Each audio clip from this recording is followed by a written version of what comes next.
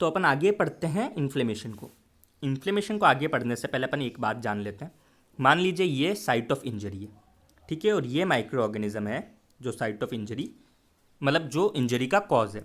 और इसके कारण क्या हो रहा है, इस सेल का और इसके पास के इस सेल का, इन दो सेल का हो गया नेक्रोसिस। ठीक है, इस सेल का भी नेक्रोसिस हो गया इंजरी के कारण, और इसके पास के सेल का भी नेक्रोसिस हो गया, मतलब इसके पास के सेल को भी थोड़ी बहुत इंजरी हुई है। ठीक है, तो इसके कारण इन सेल का नेक्रोसिस हुआ है। तो अब इसके रेस्पॉन्ड में ही तो बॉडी ने इन्फ्लेमेशन कराया।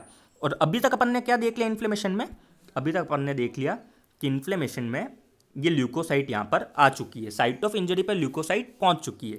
ये ल्यूकोसाइट साइट ऑफ इंजरी पे कैसे पहुँची है, तो कीमोटैक्सिस से। ठीक है, तो कीमोटैक्सिस से ये ल्यूकोसाइट साइट ऑफ इंजरी पे पहुँच चुकी है। इस माइक्रो ऑर्गेनिज्म ने कुछ केमिकल सिक्रेट किए थे, इस इंजर्ड मतलब टिश्यू ने कुछ केमिकल सिक्रेट किए थे, जिसके पीछे पीछे ये ल्यूकोसाइट यहाँ तक आ चुकी है। बट क्या अपन को ये ल्यूकोसाइट यहीं पर रोकनी है? नहीं, अपन को बेसिकली करवाना क्या है, इस ल्यूकोसाइट का बेसिक प्राइम फंक्शन क्या है, अपन इसको यहाँ क्यों लाएं, ताकि वो इस कॉज, ये जो कॉज है जो इंजरी करवा रहा है, इंजरी के कॉज और इंजरी के कॉन्सिक्वेंसेज, ये दो सेल, इन दोनों सेल को ख़त्म कर सके। ठीक है, और इस कॉज को ख़त्म कर सके ताकि बॉडी में आगे इंजरी नहीं हो। बेसिक प्राइम फंक्शन तो यही है, और इसी को कहते हैं ल्यूकोसाइट का एक्टिवेशन। अब ल्यूकोसाइट एक्टिवेट होएगी और इन सेल का करेगी फैगोसाइटोसिस। ठीक है, क्या करेगी इन सेल का करेगी फैगोसाइटोसिस। बट क्या वो इस सेल को भी फैगोसाइटोसिस कर देगी? नहीं, ये सेल तो, चूंकि ये सेल हेल्दी है, तो उसको फैगोसाइटोसिस करने से पहले सबसे पहले क्या करना होगा, उसको सबसे पहले करना होगा आइडेंटिफिकेशन। ठीक है, किस टिश्यू का फैगोसाइटोसिस करना है उसका आइडेंटिफिकेशन, सबसे पहला क्या करना होगा, आइडेंटिफिकेशन। फिर वो उसको एंगल्फ करेगी, एंगल्फ करने के बाद वो उसको किल करेगी। ठीक है, तो अब अपन बेसिकली पढ़ते हैं कि क्या हो रहा है। तो अपन बेसिकली अब क्या कर रहे हैं कि जो कॉज है और कॉन्सिक्वेंसेज ऑफ इंजरी है उनका करवा रहे हैं अपन फैगोसाइटोसिस। ठीक है, by the process of leukocyte activation. 3 parts होते हैं इसके। पहला, recognisation and attachment of particles to be ingested by leukocyte. वो पार्टिकल जो ल्यूकोसाइट जिसको इंजेस्ट करेगी उसको रिकॉग्नाइज करो और उससे अटैच हो जाओ। दूसरा, उस पार्टिकल को एंगल्फ कर लो, और तीसरा, पार्टिकल को किल कर दो। ठीक है, तो बेसिकली ये मान लीजिए एक ल्यूकोसाइट है। ठीक है, तो इस ल्यूकोसाइट के ऊपर कुछ रिसेप्टर्स होते हैं। 3 टाइप के रिसेप्टर्स इंपॉर्टेंट होते हैं। ठीक है, जिसमें पहला रिसेप्टर होता है ऑप्सोनिन रिसेप्टर। ऑप्सोनिन रिसेप्टर क्या करता है, तो देखो, मान लीजिए माइक्रो ऑर्गेनिज्म है, पर ल्यूकोसाइट को क्या पता है ये माइक्रो ऑर्गेनिज्म है, तो अपनी बॉडी में कुछ सेल्स ऐसे होते हैं जो इसके ऊपर एक प्रोटीन की कोटिंग कर देते हैं, इस माइक्रो ऑर्गेनिज्म के ऊपर एक प्रोटीन की कोटिंग कर देते हैं, जिसको ल्यूकोसाइट पहचान सकती है कि ये तो कोटिंग अगर है मतलब ये किसी माइक्रो ऑर्गेनिज्म के ऊपर है, और इस माइक्रो ऑर्गेनिज्म, अब ये अगर माइक्रो ऑर्गेनिज्म है तो मेरे को इसको फैगोसाइटोसिस करना है। तो बेसिकली इस प्रोटीन की कोटिंग करने को अपन बोलते हैं ऑप्सोनाइजेशन। क्या बोलते हैं इस प्रोटीन की कोटिंग करने को अपन? ऑप्सोनाइजेशन। ठीक है, इसको बोलते हैं अपन opsonization, process of coating of microbes to target it for phagocytosis. किसी भी माइक्रोब को ऊपर प्रोटीन की कोटिंग करना ताकि उसका फैगोसाइटोसिस कर सके। और जो सब्सटेंस है जो ये ऑप्सोनाइजेशन करवाते हैं, हमारी बॉडी में जो सब्सटेंस है जो माइक्रो ऑर्गेनिज्म के ऊपर प्रोटीन की कोटिंग करते हैं, उनको अपन बोलते हैं ऑप्सोनिन्स। क्या बोलते हैं अपन उनको? ऑप्सोनिन्स। जिसके कुछ एग्जाम्पल्स है एंटीबॉडीज, कॉम्प्लीमेंट सिस्टम, लेक्टिन्स। क्या होता है, तो देखो, जो एंटीबॉडीज होती है अपने, जो आईजीजी एंटीबॉडी है, ठीक है, ये आईजीजी एंटीबॉडी बेसिकली क्या करती है, तो ये आईजीजी एंटीबॉडी ये माइक्रो ऑर्गेनिज्म के ऊपर एक कोटिंग कर देती है प्रोटीन को। और ल्यूकोसाइट के पास एक रिसेप्टर होता है जिसको अपन बोलते हैं एफसीवाई रिसेप्टर। ल्यूकोसाइट के पास जो एफसीवाई रिसेप्टर होता है, ये मान लीजिए ल्यूकोसाइट है, इसके ऊपर एक एफसीवाई रिसेप्टर है, वो ये पहचान सकता है कि अरे ये तो ऐसी कोटिंग है जो इम्यूनोग्लोबिन जी ने करी थी, मतलब ये कोई माइक्रो ऑर्गेनिज्म है, इसको मेरे को फैगोसाइटोसिस करना है। सिमिलरली हमारी बॉडी का कॉम्प्लीमेंट सिस्टम, अपन कॉम्प्लीमेंट सिस्टम के बारे में CL5 मतलब कॉम्प्लीमेंट 5 प्रोटीन के बारे में पहले पढ़ चुके हैं। तो आज अपन जो पढ़ रहे हैं वो कॉम्प्लीमेंट 3 प्रोटीन के बारे में पढ़ रहे हैं। ठीक है, तो हमारी बॉडी का कॉम्प्लीमेंट 3 प्रोटीन, ठीक है, वो कॉम्प्लीमेंट 3 प्रोटीन क्या करता है, किसी माइक्रो ऑर्गेनिज्म के ऊपर कोटिंग कर देता है। उस कोटिंग का जो ब्रेकडाउन प्रोडक्ट है, उसको हमारी बॉडी के ल्यूकोसाइट के कुछ रिसेप्टर्स पहचान सकते हैं, जिन रिसेप्टर्स का ऑब्वियस नाम है सी रिसेप्टर 1। इन रिसेप्टर्स का क्या नाम है, सी रिसेप्टर 1। और ये कॉम्प्लीमेंट प्रोटीन C3b, बी का मतलब ब्रेकडाउन, मतलब C3 के ब्रेकडाउन प्रोडक्ट को सी रिसेप्टर 1 पहचान सकते हैं। एक सेकंड में, तो अपन एक तरह के रिसेप्टर्स की बात कर चुके हैं, जो कौन से रिसेप्टर हैं, मान लीजिए अपन ये बना देते हैं एक ल्यूकोसाइट, ये एक ल्यूकोसाइट है, ठीक है। इसके ऊपर अपन ने पहला रिसेप्टर की बात कर दी, वो थे ऑप्सोनिन रिसेप्टर, जिसका बेसिकली काम क्या था, वो बेसिकली माइक्रो ऑर्गेनिज्म को पहचानते हैं। माइक्रो ऑर्गेनिज्म के ऊपर ऑप्सोनाइजेशन से एक प्रोटीन की कोटिंग हो जाती है, वो बेसिकली उन कोटेड प्रोटीन्स को पहचानते हैं। अगर अपन दूसरी बात करें तो दूसरे तरह के रिसेप्टर्स होते हैं, जिनको अपन कहते हैं मैनोज रिसेप्टर्स, ठीक है। तो मैनोज रिसेप्टर्स क्या होते हैं, जो बैक्टीरिया के प्रोटीन्स होते हैं, बैक्टीरिया जो भी ग्लाइकोप्रोटीन और ग्लाइकोलिपिड करती है सिंथेसाइज, उसके टर्मिनल पे मैनोज और फ्यूकोज शुगर पाई जाती है। कौन सी शुगर पाई जाती है, मैनोज और फ्यूकोज शुगर पाई जाती है। मतलब जो भी बैक्टीरिया है उसकी माइक्रोबियल सेल वॉल जो होगी, जो भी बैक्टीरिया उसकी माइक्रोबियल सेल वॉल में मैनोज और फ्यूकोज नाम की शुगर पाई जाती है। ठीक इसी तरह से अगर मेमेलियन की बात करें अपन, मेमेलियन सेल की, तो मेमेलियन सेल में क्या चीज़ें पाई जाती है, टर्मिनल साइलिक एसिड और एन एसिटाइल गैलेक्टोसामाइन। क्या क्या पाया जाता है, टर्मिनल साइलिक एसिड और एन एसिटाइल गैलेक्टोसामाइन, ठीक है। ठीक उसी तरह से हर बैक्टीरिया की सेल वॉल में ग्लाइकोप्रोटीन्स और ग्लाइकोलिपिड होते हैं, जिसके टर्मिनल पे मैनोज और फ्यूकोज होते हैं। तो बेसिकली मैनोज रिसेप्टर इस मैनोज और फ्यूकोज के साथ बाइंड हो जाते हैं, ठीक है। मतलब ये कुल मिला के बाइंड किसके साथ हो रहे हैं, बैक्टीरिया के साथ बाइंड हो रहे हैं। तीसरे तरह के होते हैं स्कैवेंजर्स रिसेप्टर। ये 3 तरह के रिसेप्टर्स पाए जाते हैं ल्यूकोसाइट के ऊपर, ठीक है। तो जो स्कैवेंजर रिसेप्टर होते हैं वो बेसिकली जो लो डेंसिटी लिपोप्रोटीन है उसके साथ बाइंड होते हैं, but normal low density lipoprotein नहीं, ऑक्सीडाइज या एसिटाइलेटेड, क्योंकि नॉर्मल जो होते हैं वो नॉर्मल एलडीएल के लिए एक होता है खुद का, ठीक है। बट जो ऑक्सीडाइज्ड और एसिटाइलेटेड होते हैं लो डेंसिटी लिपोप्रोटीन्स, उसको स्कैवेंजर्स रिसेप्टर्स के साथ बाइंड हो जाते हैं। तो मतलब अपन बेसिकली अब इसको समझ लेते हैं वापस। ये मान लीजिए कोई ल्यूकोसाइट है, इसके ऊपर है 3 तरह के रिसेप्टर, ठीक है। पहले रिसेप्टर का क्या नाम था, ऑप्सोनिन रिसेप्टर।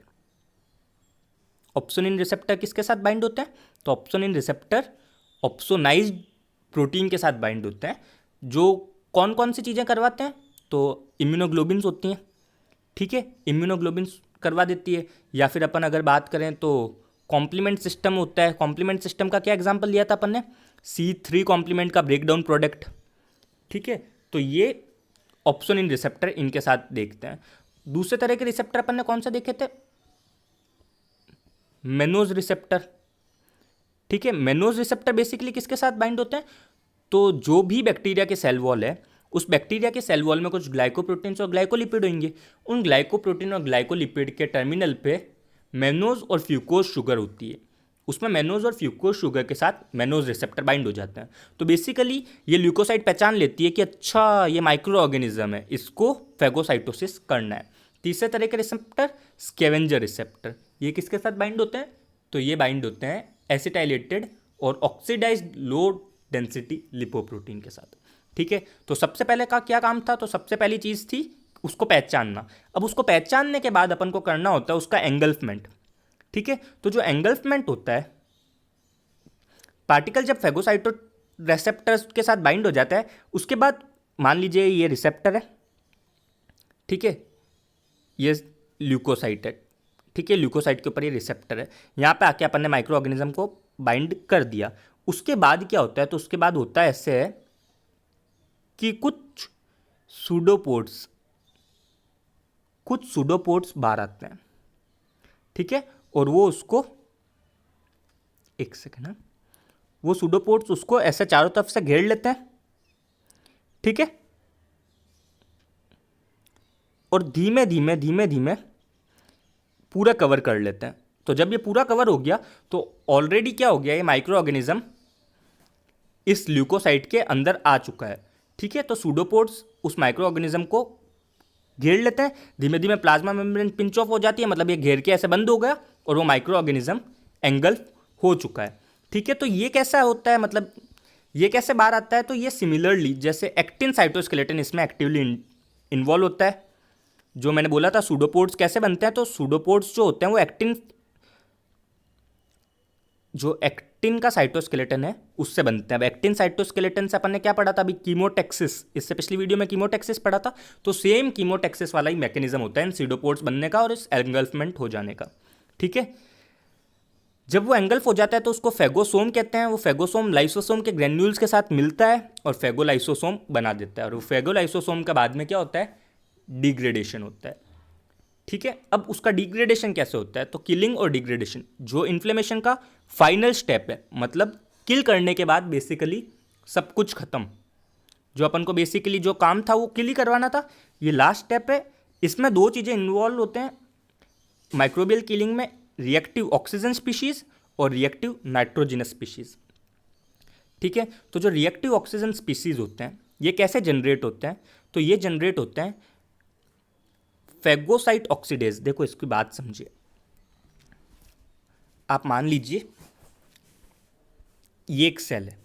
ठीक है, इसमें 7 प्रोटीन पड़े हैं। ठीक है, नॉर्मली सेल के अंदर 7 प्रोटीन पड़े हैं। अभी इस सेल को फेगोसाइटोसिस नहीं करना है, पर जब इस सेल का फेगोसाइटोसिस होना होता है तो क्या होता है, ये जो 7 प्रोटीन्स हैं, ठीक है, ये 7 प्रोटीन असेंबल हो जाते हैं इस फेगोसाइट की फेगोसोमल मेम्ब्रेन के ऊपर। ये 7 प्रोटीन असेंबल हो जाते हैं, ये 7 प्रोटीन असेंबल हो जाते हैं और एक फंक्शनल प्रोटीन बना देते हैं। ठीक है, ये 7 प्रोटीन असेंबल हो जाते हैं और एक फंक्शनल प्रोटीन बना देते हैं। उस फंक्शनल प्रोटीन को कहते हैं अपन फेगोसाइट ऑक्सीडेज। बेसिकली इस फेगोसाइट ऑक्सीडेज का काम क्या है, तो इस फेगोसाइट ऑक्सीडेज का काम है NADPH को ऑक्सीडाइज करना। ठीक है, तो जब कोई चीज़ ऑक्सीडाइज होती है तो दूसरी चीज़ का रिडक्शन होना होता है, तो ये रिडक्शन करवा देता है ऑक्सीजन का सुपर ऑक्साइड आयन में। बेसिकली ये सब काम लाइसोसोम में हो रहा है ताकि सेल को डैमेज ना हो। जैसे ही वो oxygen ion super oxide ion में कन्वर्ट होता है, सुपर ऑक्साइड आयन अचानक से स्पॉन्टेनियसली हाइड्रोजन पर ऑक्साइड में कन्वर्ट हो जाता है। बट एक बहुत इंपॉर्टेंट बात की है, हाइड्रोजन पर ऑक्साइड माइक्रोब्स को मार नहीं सकती। ठीक है, ये हाइड्रोजन पर ऑक्साइड माइक्रोब्स को नहीं मार सकती, इसलिए एक एंजाइम होता है MPO एंजाइम। ठीक है, ये MPO एंजाइम क्लोराइड की प्रेजेंस में या किसी भी हैलाइड की प्रेजेंस में हाइपोक्लोराइड बना देता है। हाइड्रोजन पर ऑक्साइड का क्या बना दिया, हाइपोक्लोराइड। और ये हाइपोक्लोराइड एक एंटी माइक्रोबियल एजेंट है, मतलब ये माइक्रोब्स को मार सकता है। तो ये जो हाइड्रोजन पर ऑक्साइड MPO हैलाइड सिस्टम है, ये अपनी बॉडी का सबसे ज़्यादा इंपॉर्टेंट एंटी माइक्रोबियल सिस्टम है। ठीक है, सिमिलरली क्या होता है, रिएक्टिव नाइट्रोजन स्पीशीज़ ये किससे बनती है, तो ये रिएक्टिव नाइट्रोजन स्पीशीज़ बनती है, नाइट्रिक ऑक्साइड होती है। तो नाइट्रिक ऑक्साइड जब सुपर ऑक्साइड आयन के साथ मिलती है तो पर ऑक्सीनाइट्राइड बनाती है, और ये पर ऑक्सीनाइट्राइड भी माइक्रो ऑर्गेनिज्म को मार सकता है। ठीक है, कुछ और प्रोटीन्स होते हैं, जैसे एक एंटी माइक्रोबियल प्रोटीन हमारी न्यूट्रोफिल्स में पाया जाता है जिसको बोलते हैं कैथेलिसाइडिन। ठीक है, लाइसोसाइम हाइड्रोलाइज करता है मर्मरिक एसिड और एन एसिटाइल ग्लूकोसामाइन के बीच के बॉन्ड को, मर्मरिक एसिड और एन एसिटाइल ग्लूकोसामाइन के बीच के बॉन्ड को, मतलब कुल मिला के उसकी बैक्टीरिया के सेल वॉल को डिग्रेड करता है। ठीक है, उससे भी सेल वॉल मतलब आप बैक्टीरिया मार सकते हैं। और कुछ मेजर बेसिक प्रोटीन्स होते हैं ईओसिनोफिल्स में जो पैरासाइट को मारने में काम करते हैं। तो ये बेसिकली कुछ और प्रोटीन्स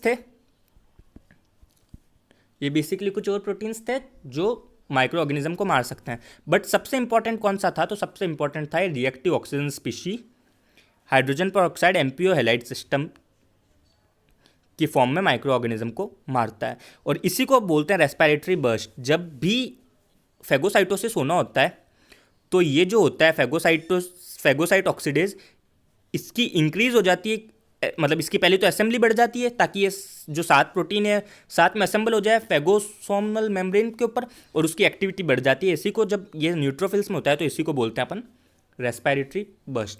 इसी के साथ इन्फ्लेमेशन कंप्लीट हो गया, क्योंकि अपन को जो चीज़ मारनी थी वो अपन ने मार दी, मतलब जिस ऑर्गेनिज्म को, मतलब माइक्रोब को मारना था और नेक्रोटिक सेल को ख़त्म करना था वो अपन कर चुके हैं। बट अब ख़त्म होने के बाद अपन को इन्फ्लेमेशन को टर्मिनेट करना पड़ेगा।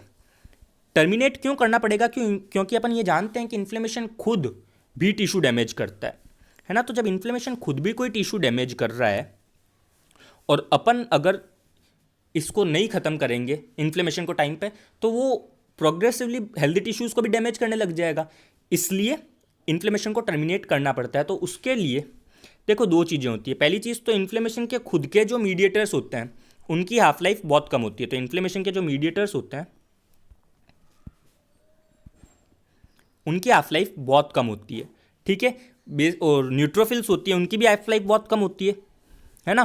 तो उसके कारण इन्फ्लेमेशन ज़्यादा लंबा टाइम तक चल नहीं पाता, ठीक है।